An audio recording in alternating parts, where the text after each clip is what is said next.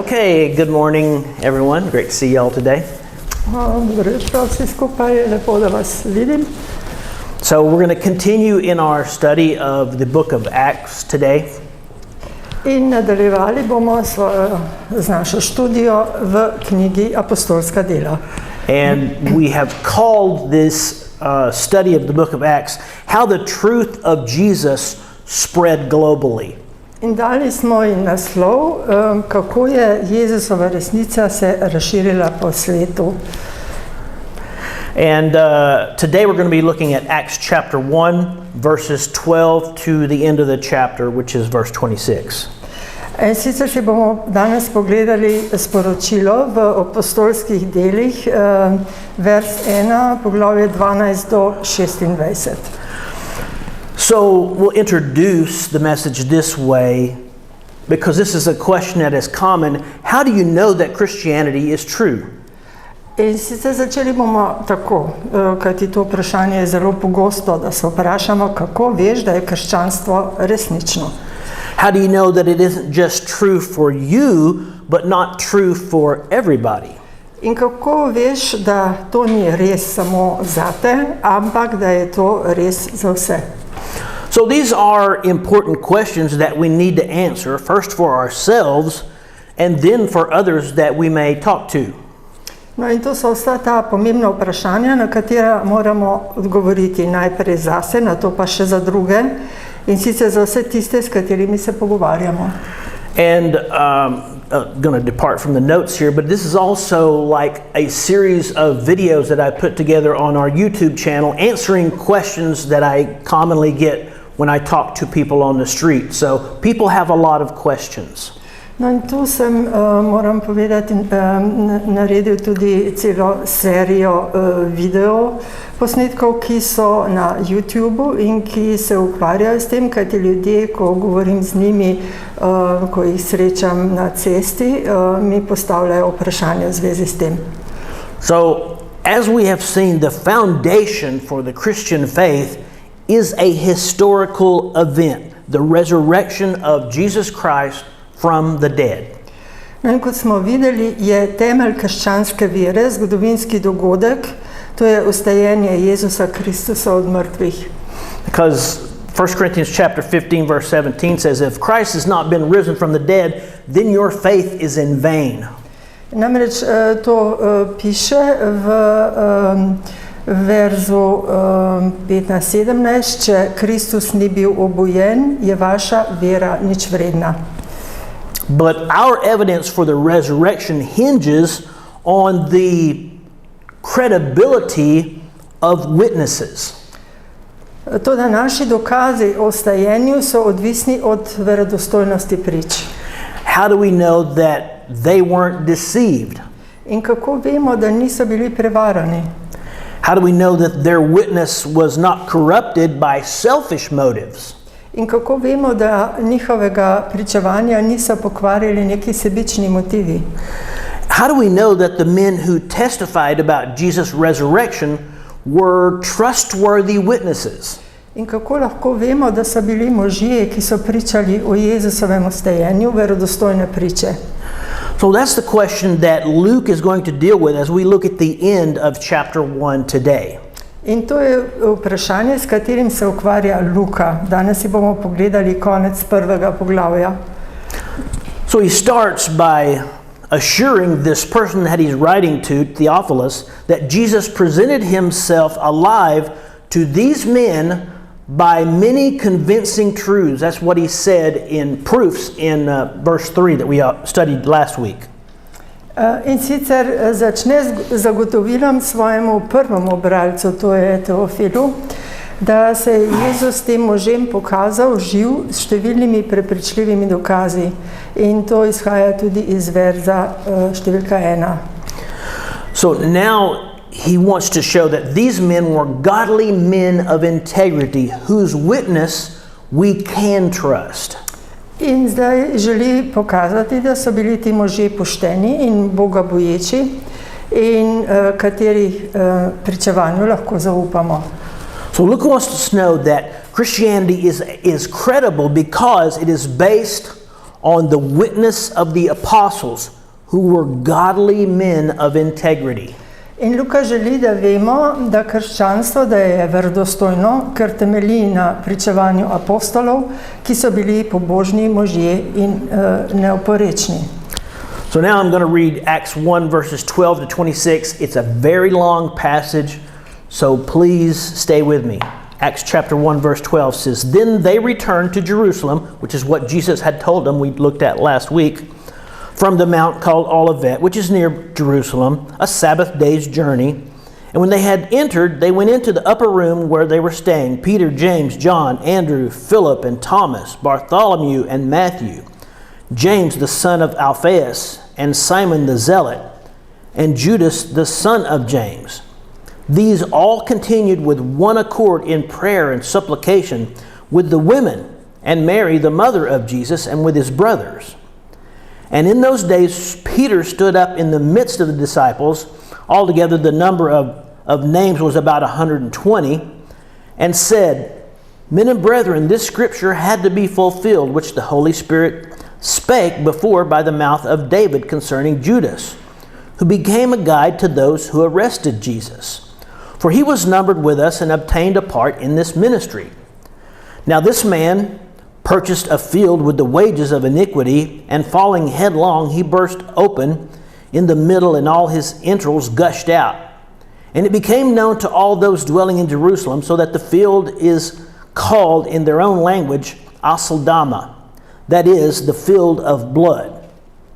Verse 20, 'For it is written in the book of Psalms, Let his dwelling place be desolate, and let no one live in it, and let another take his office. Therefore, of these men who have accompanied us all the time that the Lord Jesus went in and out among us, beginning from the baptism of John to that day when he was taken up from us, one of these must become a witness with us of his resurrection.' Verse 23, 'And they proposed two, Joseph called Barsabas, who was surnamed Justus, and Matthias. And they prayed and said, You, O Lord, who know the hearts of all, show which of these two you have chosen to take part in this ministry and apostleship, from which Judas by transgression fell, that he might go to his own place. And they cast their lots, and the lot fell on Matthias, and he was numbered with the 11 apostles.'" No, sedaj si poglejmo verš številka 1, 12 do 26, ki je precej dolg. "Tedaj so se z gore, ki se imenuje Olska, in se je sobotni dan huda oddaljena od mesta, vrnili v Jeruzalem. Ko so prišli v mesto, so stopili v gornje prostore hiše, kjer so se zadrževali Peter in Janez, Jakob in Andrej, Filip in Tomaž, Bartolomej in Matej, Alfejev sin Jakob in Simon Gorečnik, ter Jakobov sin Juda. Vsi ti so enodušno vztrajali v molitvi z ženami in z Jezusovo materjo Marijo in z njegovimi brati. V tistih dneh je Peter stal sredi bratov, zbrala se je skupina kakih 120 ljudi in rekel: "Bratje, moralo se je izpolniti pismo, kakor je Sveti Duh napovedal po Davidovih ustih o Judu. Postal je vodnik tistih, ki so zgrabili Jezusa. Bil je prištet med nas in deležen naše službe. Z nagrado, ki jo je dobil za svoje umazano delo, je kupil zemljišče, padel je z glavo navzdol, tako da se je razpočil in se mu je izsulo vse drobovje. To se je razvedelo med vsemi, ki prebivajo v Jeruzalemu, tako da se tisto zemljišče zdaj v njihovem jeziku imenuje Hakeldama, kar pomeni njiva krvi. V knjigi psalmov je namreč zapisano: Njegovo bivališče naj postane puščava, nihče naj v njem ne prebiva. In dalje, njegovo službo naj prevzame kdo drug. Tu so možje, ki so hodili z nami ves čas, dokler je Gospod Jezus prihajal k nam in odhajal od nas, od Janezovega krsta do dne, ko je bil vzet od nas. Eden od njih mora biti z nami priča njegovega vstajenja. Predlagali so dva, Jožefa, ki se je imenoval Barsaba, z vzdevkom Just, in Matija. Na to so takole molili: Gospod, ti poznaš srca vseh, pokaži, katerega od teh dveh si izbral, naj prevzame mesto v tej službi in apostolstvo, od katerega je odpadal Juda, da je šel na svoj kraj. In žrebali so, žreb pa je določil Matijo in pridružili so ga 11 apostolom. So that's a long text, and I apologize that it's so long, but from this text today, we're going to see 5 qualities about these 12 men that they possessed to help us understand that they are very credible or believable witnesses. No, to je bil zelo dolg pasus, se kar opravičujem, ker je bil tako dolg, ampak nam je povedal in pojasnil, kako naše današnje besedilo prikazuje 5 lastnosti, ki jih je imelo teh 12 moških, da so postali verodostojne priče. So the first one, the apostles were men who believed fully in Jesus as Lord. Torej, prvič, apostoli so bili možje, ki so popolnoma verjeli v Jezusa kot Gospoda. So the apostles had spent 3 years living with Jesus. In apostoli so 3 leta živeli z Jezusom. They saw him when he was tired and when he was hungry. In videli so ga, ko je bil utrujen in ko je bil lačen. They watched him be arrested, mistreated, and finally crucified. Videli so ga, ko je bil prijet, kako so grdo ravnali z njim in na koncu, da je bil križan. So it is certain that they knew and affirmed that he was fully human. In zagotovo so vedeli in lahko potrdili, da je popolnoma človeški. And yet they also confirmed that he was also fully God. In vendar so lahko potrdili tudi, da je bil v celoti Bog. Peter just said, and we just read it there, he called him the Lord Jesus, and he called him the Lord, which means God. Peter ga tukaj imenuje Gospod Jezus, imenuje ga Gospod, kar pomeni Bog. So it is highly likely that this reference to the Lord Jesus in verse 21 that we read, that when they pray to the Lord in verse 24, they are praying to Jesus as God. V luči sklicevanja na Gospoda Jezusa v 21. vrstici je verjetno, da ko molijo Gospodu v 24. vrstici, molijo k Jezusu kot k Bogu. And we really don't have a lot of historical information on many of the apostles. We do know enough to say that they were all men who were dramatically changed by their encounter with Jesus Christ. In čeprav nimamo veliko zgodovinskih podatkov o mnogih apostolih, vemo dovolj, da lahko rečemo, da so bili vsi moški, ki jih je srečanje z Jezusom Kristusom močno spremenilo. Peter himself, when he first witnessed the miraculous catch of fish that Jesus pointed out to him, he fell down before Jesus and said, "Depart from me, because I am a sinful man, O Lord." Torej, sam Peter, ko je bil priča prvemu čudežnemu ulovu rib, ki mu jih je pokazal Jezus, je padel pred Jezusa in zaklical: "Pojdi od mene, ker sem grešen človek, o Gospod." The disciple Matthew had been a very wealthy tax collector, living a comfortable life, but he gave it all up. In učenec Matej je bil zelo bogat davkar in je živel zelo udobno življenje, preden je vse to življenje opustil. He gave it all up and turned from his greedy, crooked ways to follow Jesus as Lord. Torej, on je vse opustil in se je obrnil od svojih pohlepnih, zvitih poti, da bi lahko sledil Jezusu kot Gospodu. And although we don't know for sure what became of some of these men, early tradition tells us that most of them gave their lives to proclaim the message that Jesus Christ is Lord and that he had risen from the dead. In čeprav ne vemo zagotovo, kaj se je zgodilo z nekaterimi od teh mož, nam zgodnje izročilo pravi, da je večina od njih dala svoje življenje za oznanjevanje sporočila, da je Jezus Kristus Gospod vstal od mrtvih.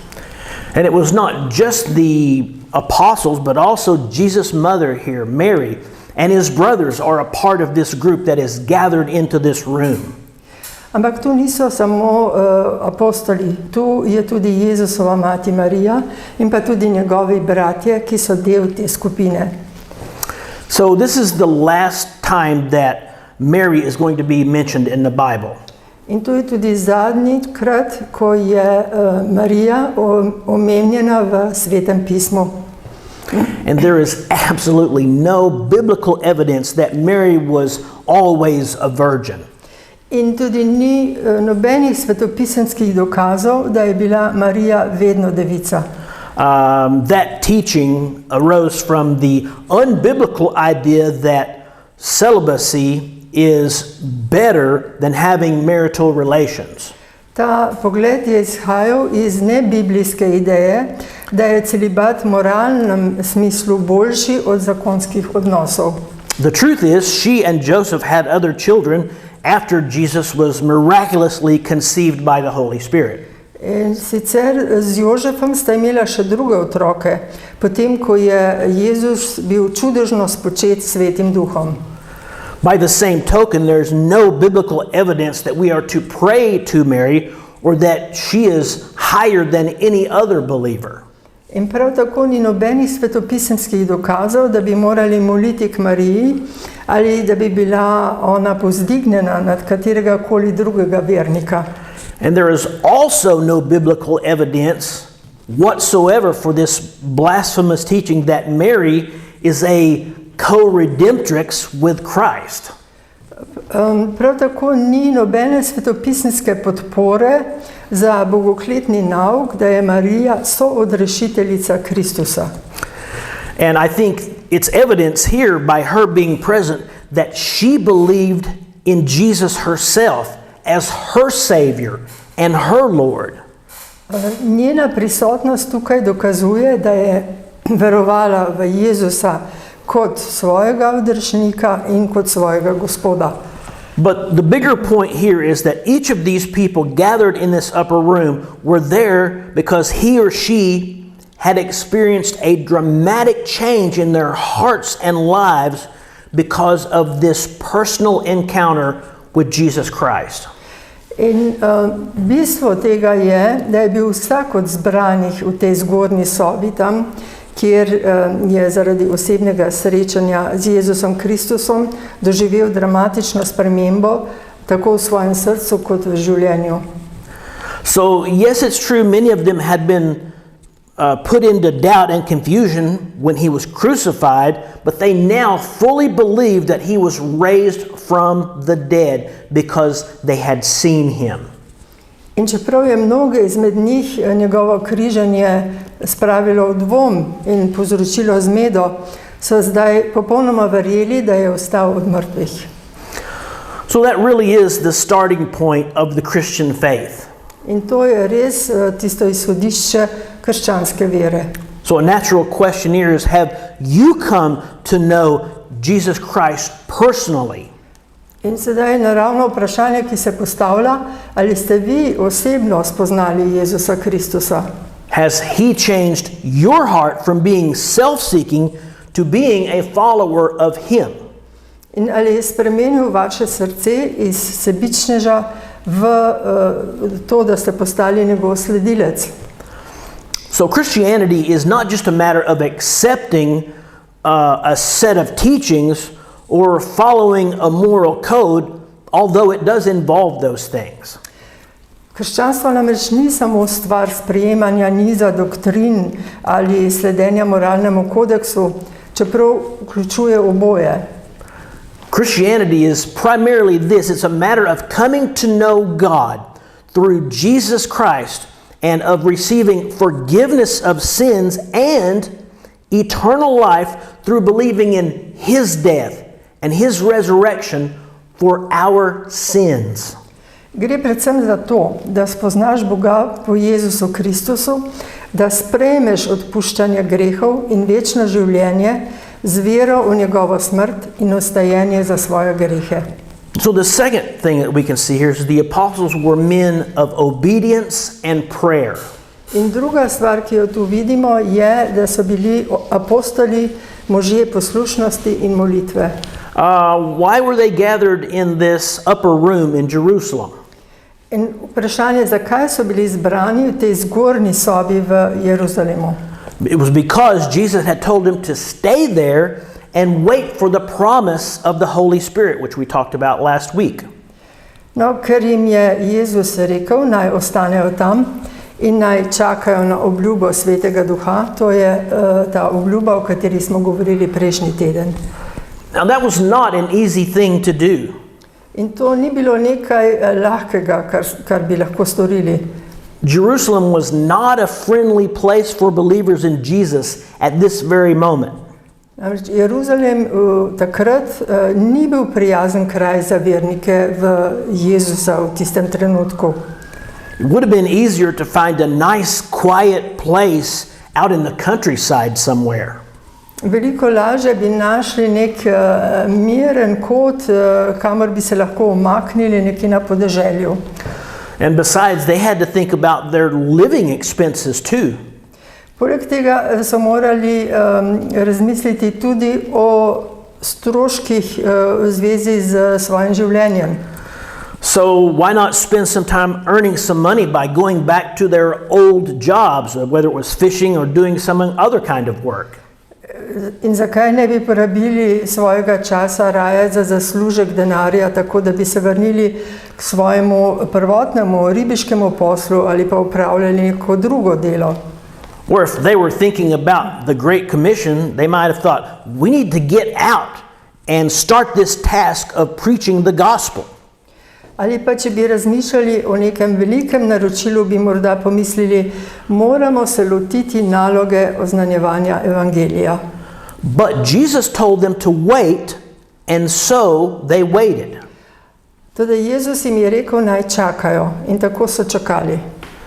Now, waiting on the Lord is one of the hardest things to learn in the Christian life. In čakanje na Gospoda, to je ena najtežjih stvari, ki se jih je treba naučiti v krščanskem življenju. The question may come to our mind, why doesn't God hurry up? In vprašanje se vedno postavlja, zakaj se Bog mudi, zakaj ga ni? Life is short enough as it is. Namreč življenje je tako ali tako dovolj kratko. But so often the Lord says, wait. Teda tako pogosto Gospod reče, počakaj. And we need to learn to obey Him. In moramo se naučiti ubogati ga. And the obedience that we see here from the apostles shows us that they were not self-willed men trying to build their own empires. In poslušnost apostolov nam kaže, da niso bili neki samovoljni ljudje, ki so skušali zgraditi lastne imperije. And that is an example that we also should follow. In to je primer, ki bi mu morali tudi mi slediti. So we're going to look now at what they did while they waited. They devoted themselves to prayer. We can see that in verse 14. No in kaj so počeli med tem, ko so čakali na njen? Posvetili so se molitvi, to vidimo v verzu številka 14. So now the question may be, what were they praying for? In sedaj se postavlja vprašanje, zakaj so sploh molili? Well, we're not told specifically. In to nam ni nekako natančno povedano. They may have been praising God for the times that they had experienced with Jesus after his resurrection. Morda so hvalili Boga za čase, ki so jih preživeli z Jezusom po njegovem stajenju. They may have been praying for wisdom in carrying out this great commission that Jesus had given them. In morda so molili za modrost pri izvrševanju velikega naročila, ki jim ga je dal Jezus. So God's promises to us should motivate us to pray and to be faithful in prayer until they are a reality. Božje obljube bi nas morale motivirati, da molimo in da vztrajamo v molitvi, dokler ne postanejo resničnost. Because when he makes a promise, we can know that he is going to fulfill that promise. Ker vemo, da ko je nekaj obljubil, da bo on izpolnil svojo besedo. So exactly like the apostles and others gathered in this room here praying, we should join others in prayer, making sure that we're not at odds with anyone, but rather that we're all of one mind. Tako kot apostoli takrat bi se morali mi sedaj združiti z drugimi v molitvi in paziti, da nismo med seboj v sporu, temveč da smo enotnega mišljenja. As it says in verse 14, striving together for the faith of the gospel. In kot je zapisano v verzu 14, skupaj si prizadevamo za vero evangelija. Joe, could you take a look at the... Yeah, thank you. Appreciate it. So, as we pray, it shows our dependence on the Lord and also our submission to Him. Namreč, ko molimo, s tem pokažemo na našo odvisnost od Gospoda in na našo podrejenost njemu. And because the apostles were men of obedience and prayer, we can trust their witness about Jesus' resurrection. In ker so bili apostoli možje poslušnosti in molitve, lahko zaupamo njihovemu pričevanju o Jezusovem vstajenju. So the third thing, the apostles were men of the Word of God. Tretja stvar je, da so bili apostoli možje Božje besede. So Peter had not only been attending prayer meetings, he was also spending time in God's Word. Peter ni le obiskoval teh molitvenih shodov, prav tako je svoj čas preživljal v Božji besedi. We're going to see that very clearly when we get to his message on the day of Pentecost, how it's loaded with Scripture. In to bomo zelo natančno videli, ko bomo prišli do njegove pridike na binkoštni dan, ki je polna svetih zapisov. And we also know that Peter was not a learned man. He was not highly educated, but he had memorized so many passages that in this message that he's going to preach. Namreč, če vemo, da Peter ni bil nekako visoko izobražen, bil je enostaven človek, ampak si je zapomnil te stvari, o katerih je govoril, ki jih je pridigal. And even in the passage that we read today, he is quoting scriptures to give evidence of the reason why Judas had turned against Jesus and why his place should be filled with someone else. In tudi vseh teh njegovih besed in njegovih zapisov kaže na to, kar smo povedali. So he also talks about how David did not write the Psalms by his own intelligence, but rather through the power of the Holy Spirit. Vse skupaj potrjuje tudi to, da David psalmov ni napisal po nekem lastnem razumu, razmisleku, temveč po svetem duhu. So during his 40-day ministry to the apostles after the resurrection, Jesus had taught them from all of the Old Testament scriptures concerning himself. In med svojim 40-dnevnim služenjem apostolom po vstajenju jih je Jezus učil iz celotne stare zaveze o sebi. So during these 10 days after Jesus had risen and before Pentecost, the disciples were searching Scripture, seeking to understand in a deeper way the things that Jesus had been explaining to them. In tako so se v teh 10 dneh po njegovem nebohodu in pred binkoštmi učenci so raziskovali svetopismo, da bi globje razumeli stvari, ki jih je Jezus razlagal. So when Judas betrayed and then committed suicide, and that had been difficult for the disciples to understand. In učenci so zelo težko razumeli Judovo izdajstvo in pa kasnejši samomor. How could a man chosen by Christ for such a special privilege turn against him? Vprašanje je, kako se lahko človek, ki ga je Kristus izbral za tako visoko prednost, obrne proti njemu. Had Jesus made a mistake by choosing Judas? Ali je Jezus napravil napako, ko je izbral Juda? Or maybe the question was, why would God let such a terrible thing happen? Ali vprašanje bi bilo mogoče, zakaj bi Bog v bistvu pustil, da se zgodi tako grozna stvar. So Peter, along with the other disciples, found help here with these difficult questions by going to God's Word. Peter in pa drugi apostoli so pomoč pri teh težkih vprašanjih našli tako, da so šli k Božji besedi. And one answer that they found was that the Scripture had to be fulfilled. In ena od stvari, ki jo potrebno upoštevati, je, da pismo se je moralo izpolniti. It was God's purpose that Jesus die for our sins, and that purpose had to be accomplished. In sicer Jezus je umrl za naše grehe in to je bilo potem potrebno izpolniti. So we understand that God has a plan, and even though there was betrayal and the crucifixion of Jesus, it would all had to happen, and yet He is not responsible for sin. God is not responsible for sin. It was all in His plan. Torej, Bog ni odgovoren za te grehe. To je bil Božji namen, Božji načrt, ki bo dosežen. Bog je suveren tudi nad tako hudimi dogodki, kot sta izdaja in križanje. So Judas was fully responsible for the wicked deed that he did, even though it was necessary to fulfill David's prophecies. And if it wouldn't have been Judas, it would have been someone else.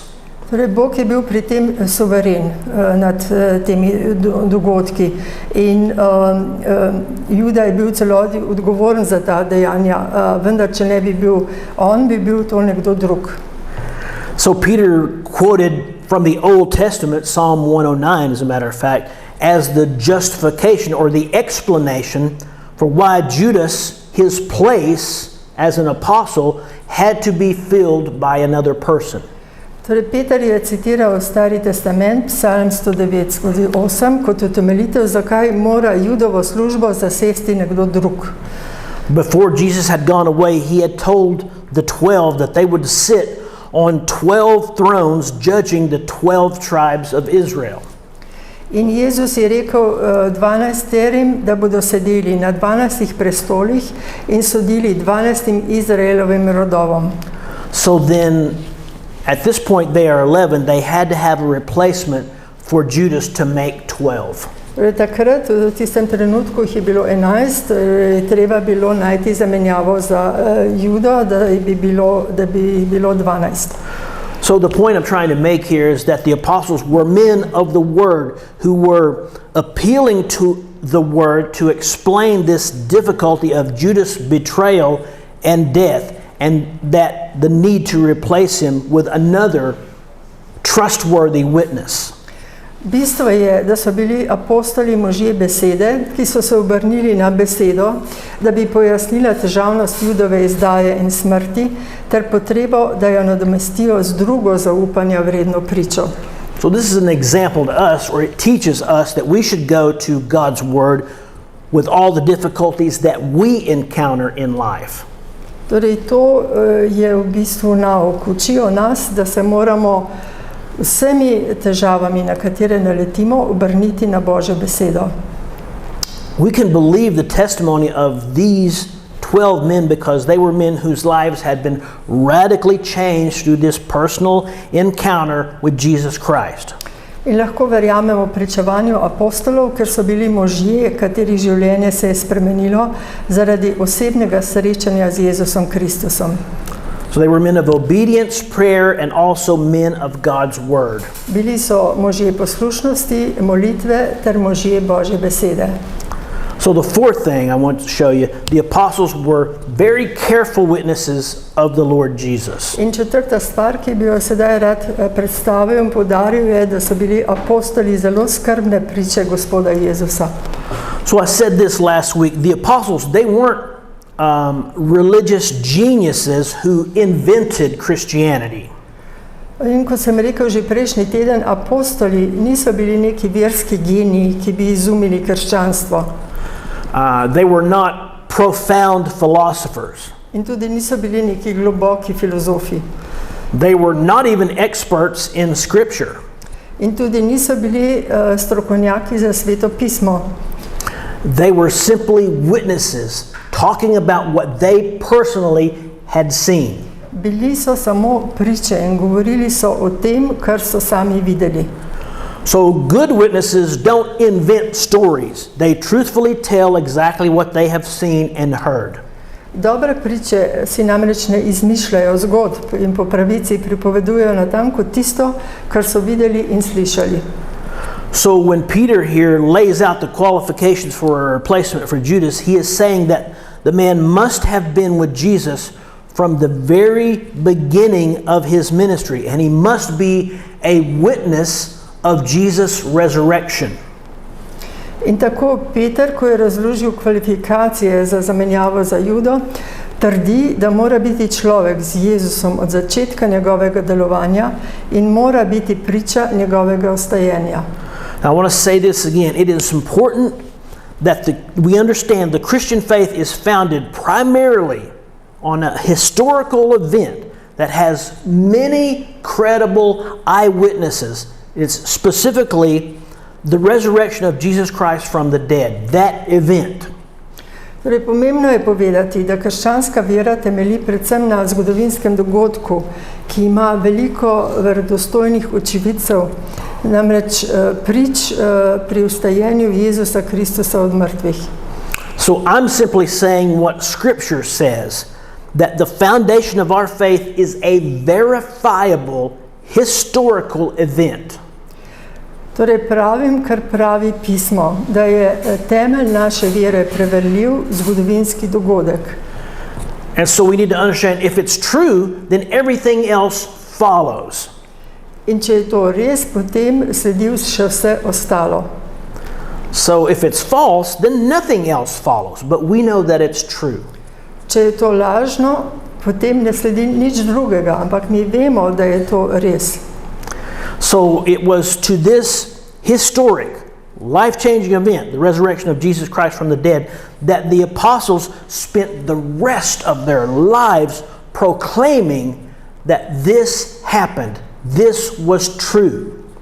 In temu zgodovinskemu dogodku, ki je spremenil življenje, vstajenju Jezusa Kristusa od mrtvih, so apostoli preostanek svojega življenja oznanjali, da se je zgodilo, da se je resnično zgodilo, da je to resnica. So each of us now must consider their witness and either accept it or reject it. In vsak od nas mora zdaj upoštevati to svoje pričevanje in ga sprejeti ali pa zavrniti. So the final reason here, number 5, that we should accept their testimony as trustworthy is because they were not political power brokers, but rather they submitted themselves to God's will. Obstaja še zadnji razlog, da bi morali njihovo pričevanje sprejeti kot zaupanja vredno. To je to 5. Apostoli niso bili posredniki neke politične moči, temveč so se podredili Božji volji. So looking back in history, we can see many men who have abused positions of authority, even in church history. Če si pogledamo zgodovino, je veliko mož zlorabljalo položaj oblasti, celo v cerkveni zgodovini. If you were to do a study of the background of some of the popes, you would see the terrible track record of using their spiritual office for selfish gain. Če si pogledamo zgodovino in zgodbe posameznih papežev, lahko vidimo, da so imeli nekateri strašno zgodovino uporabe duhovne službe za svoje sebične koristi. And sadly, other churches operate on a political basis with various groups maneuvering for control. In nažalost druge cerkve delujejo na politični podlagi z različnimi skupinami, ki manevrirajo za nadzor. But it's clear here and throughout the entire record of Acts that the apostles did not view their privileged position as a basis for power or prestige. Tudi tukaj in v celotnem zapisu apostolskih del je jasno, da apostoli na svoj privilegiran položaj niso gledali kot na osnovo za moč ali pridobitev ugleda. They viewed it primarily as a ministry. Na to so gledali predvsem kot na službo. And that word means being a servant. In ta beseda pomeni tudi biti služabnik. So when it comes to replacing Judas, they did not pick the most politically powerful man for his office. In ko je šlo za to, da se zamenja Juda, za to funkcijo niso izbrali politično najmočnejšega moža. They didn't maneuver behind the scenes lining up votes for their favorite candidate. In niso manevrirali nekje v zakulisju in niso zbirali glasov za svojega najljubšega kandidata. Even though the 11 were quite diverse in their backgrounds and personalities, who could have led to a power struggle, they all submitted themselves to God's will. Čeprav jih je bilo 11 in so bili nekje v ozadju in po osebnostnih precej različni, bi lahko to privedlo do boja za oblast, vendar se vseh 11 podredilo Božji volji. So first they listed the spiritual qualifications. Najprej so poslušali in bile so naštete duhovne kvalifikacije. Whoever would fill this open position had to have followed Jesus from the earliest days of his earthly ministry, and he had to be a witness of the risen Savior. Za ta prost položaj je človek moral slediti Jezusu od najzgodnejših dni njegove zemeljske službe in morajo biti priča ustalega odrešenika. So of all of these followers and possible candidates, 2 men were qualified.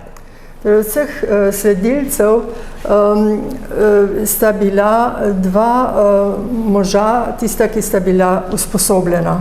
So one of these outwardly seemed to be better qualified. Ampak eden od teh 2 je bil vsaj navzven bolje usposobljen. He was nicknamed Justus, and that's a Latin name meaning just or righteous. Imel je vzdevek Justus, kar je latinsko ime, ki pomeni pravičen, pravi. So his Jewish name, Barsabas, probably meant that he was born on the Sabbath day. In njegovo judovsko ime pa je bilo Barsabas, kar je verjetno pomenilo, da je bil rojen na sabat. But they didn't pick based on outward qualifications. Ampak niso ga izbrali na podlagi nekih zunanjih kvalifikacij. They prayed, and this is what they prayed: Lord, you know the hearts of all men. Show us which one of these that you have chosen. In oni so molili, to je njihova molitev sedaj: Gospod, ti poznaš srca vseh ljudi, pokaži nam, katerega od teh 2 si izbral. And then they determined the Lord's choice by casting lots. No in na to so z žrebom določili Gospodovo izbiro. So this was basically putting each man's name on a stone of similar size and putting them in the bag.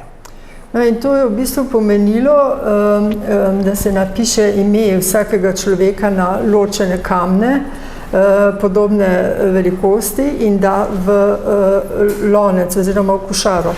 And the one that fell out of the bag first would be the one who would be the choice. In tisti kamen, ki bi prvi padel iz košare, bi bil prva izbira. So this was an acceptable means of determining God's will back in the Old Testament. In to je bilo sprejemljivo sredstvo za določanje Božje volje v času Stare zaveze. But this is the last time we see it being used in the Bible, indicating that after the Holy Spirit will have been given, it is no longer a valid means of determining God's will. In to je tudi zadnji primer tega v Svetem pismu, ki kaže, da potem, ko bo Sveti Duh ta dan, torej dan, to ni več neko veljavno sredstvo za določanje Božje volje. Some Christians have used methods similar to this, but I wouldn't really recommend it.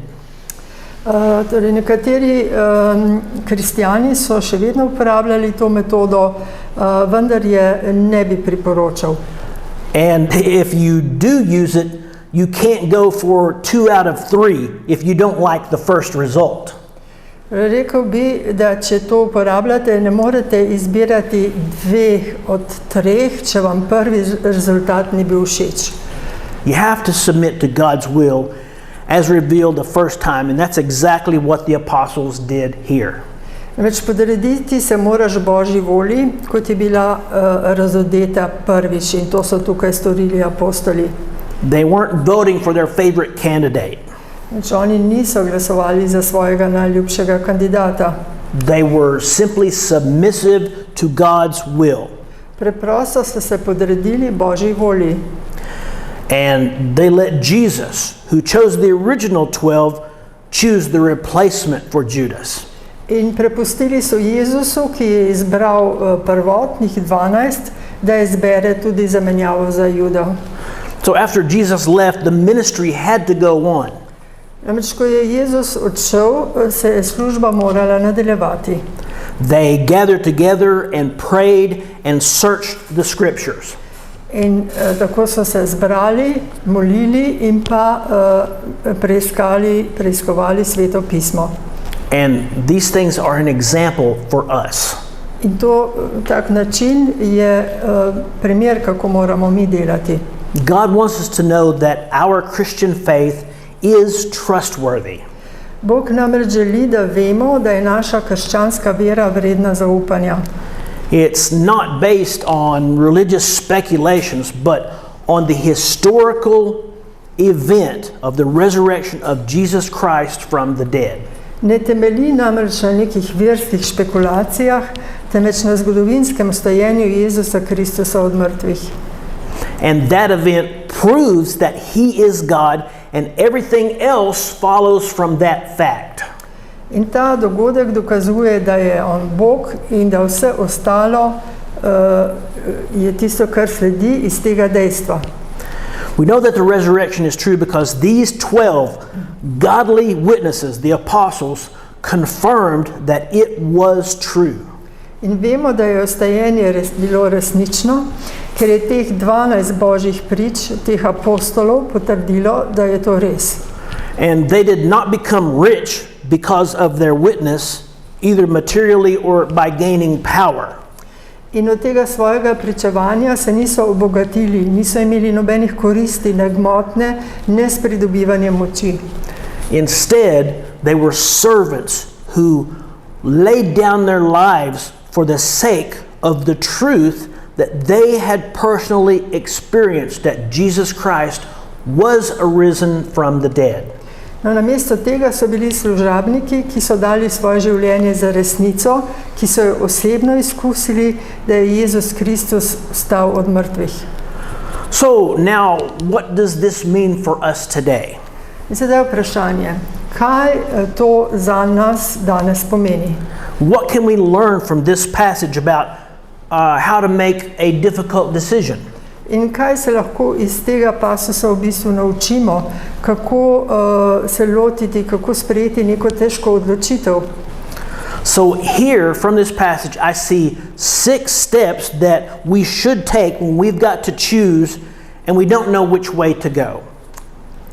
Tu je teh 6 korakov, ki jih bom sedaj navedel, ki jih morate narediti, ko se morate odločiti v nečemur in ne veste, v katero smer bi šli. So the first one is seek godly counsel.